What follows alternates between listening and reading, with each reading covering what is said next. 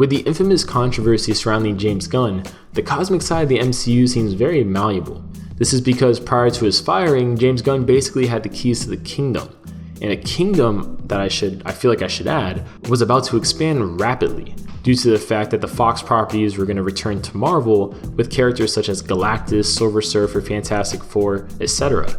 I'm not going to get into the politics of what happened here. I'm really just going to talk about whether the cosmic MCU is better with or without him. Now, focusing on Guardians of the Galaxy for a second, before it was released into theaters and became the huge hit that it was a rather unknown property to the general audience. Like, comic book fans knew of them, but even some comic book fans didn't really know about the Guardians of the Galaxy. They may have seen the name in passing, but they probably couldn't tell you much about Peter Quill or Rocky Raccoon or anything like that. The success of the movie had a huge effect on the characters, and also due to the fact that they were a rather smaller property, I guess you could say, James Gunn was able to take a lot of liberties with these characters. And by this I mean, like, their names were the same, but a lot of them were just kind of shells of their source material selves. Characters like Star-Lord, for example, characters like Drax, characters like Yondu, they are much different in the Guardians of the Galaxy movies than they are from the comics, especially the comics before the movies.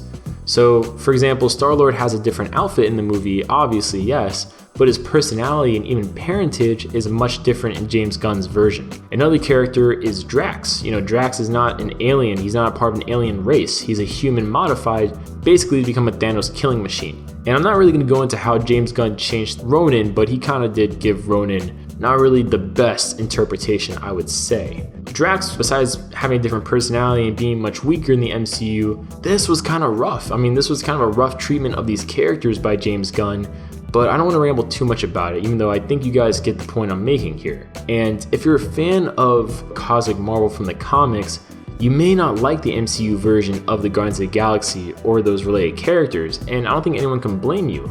Since the movie happened, Guardians of the Galaxy in the comics have changed quite dramatically in their personality. They started quipping a lot, they were singing Hooked on a Feeling in the comics, their appearances changed a lot. Star-Lord ended up basically looking just like his movie counterpart in the MCU. Yondu ended up somehow looking like his MCU counterpart. Besides the Guardians, James Gunn also did express kind of a dislike for popular Cosmic Marvel characters such as Nova. And according to early interviews by Kevin Feige, Richard Rider was actually supposed to be in Guardians of the Galaxy and was included in the early script of the film. However, he said something happened which cut the character out, and I don't think it'd be a stretch to say James Gunn was that something.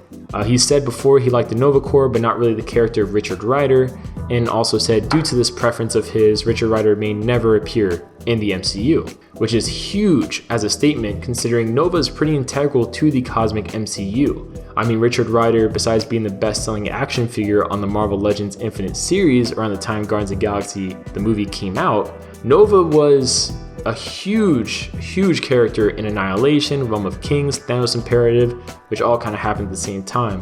But also, he had a big relationship with characters such as Gamora and Star-Lord.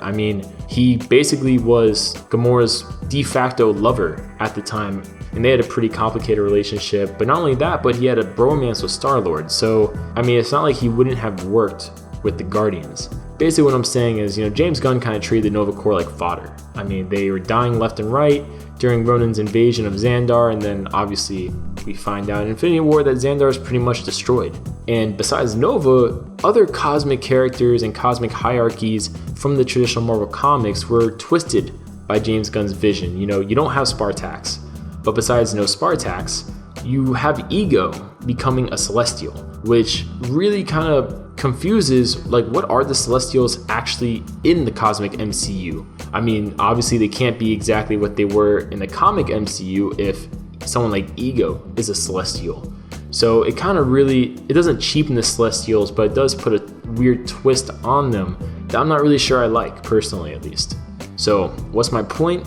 Well, my point is basically that I don't think I would trust James Gunn with developing my cosmic MCU, considering how willing he is to ignore major characters of Cosmic Marvel while also taking creative liberties with others. We know he was going to do Adam Warlock in Guardians of the Galaxy 3. However, I don't really think he was going to do Adam Warlock in any way, shape, or form that is like the source material.